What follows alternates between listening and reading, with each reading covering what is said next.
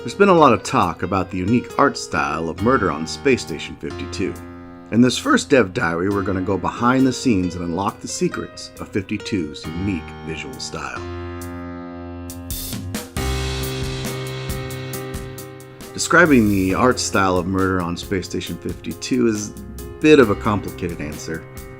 It's mostly just come from my own style that's been, I've been cultivating over 20 years now. Inspired by comic artists such as Ben Temple-Smith, Scotty Young, Ashley Wood. Created my own visual language, I guess you could call it. And just wanting to put that into a game, and have it be my style, not someone else, not emulating somebody else's style or something else's style. And I think it all comes together in the end pretty well. So I'm pretty happy with the way it looks and getting a lot of good reactions from people. So. There are a good number of games nowadays that, say they're hand-drawn, and they are. They're not lying to you or anything like that, but they're being drawn with digital software. And I've done digital art, and I don't hate anything like that, but just prefer doing physical medium. So, and I thought it would be interesting to try to make a game that used that physical on paper with ink and pencils and markers kind of look, and then transfer it into a game.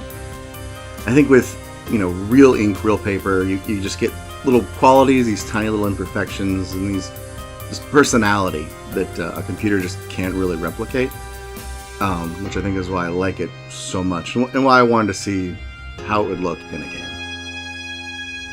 Yeah, so here I'm just breaking down each scene, basically the process that each one goes through. Every room in the game goes through the same process of building it out,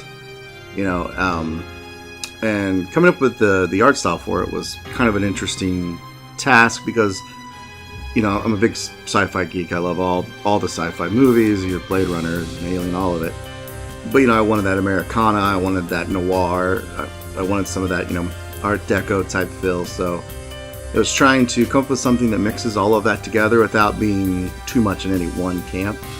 The characters did come first, so to some degree it was just sort of like figuring out what fits with the characters.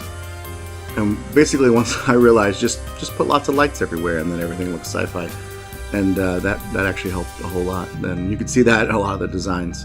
I also tried to incorporate a lot of water when I could, because there's a lot of water themes in the game.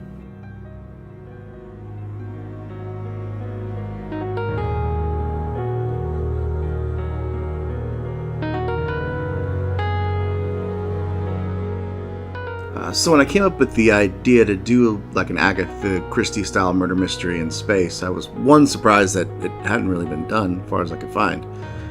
And two, I knew the characters were going to be really important, and they're basically the first things that I came up with. And a lot of things stemmed off of, their designs and their themes and everything. And I want them to have really unique, recognizable personalities and silhouettes so that you really get a sense of them quickly, who they are and what they stand for. That way they're hopefully memorable, and it helps you when you're trying to solve the mystery and everything. The actual process of making them is sort of like making a puppet. I drew out all the pieces on paper individually. You go in, take them in the computer, do the finishing and the coloring and all that. And then get the different layers set up, and then you set them up with a skeletal system essentially. And then from there you can animate them. So it took a lot of thought process of like drawing the character, then how do I break this character down into individual pieces that can be animated in an interesting way. And I got some pretty cool animations out of it, stuff I wouldn't have initially thought of until I started really breaking it down.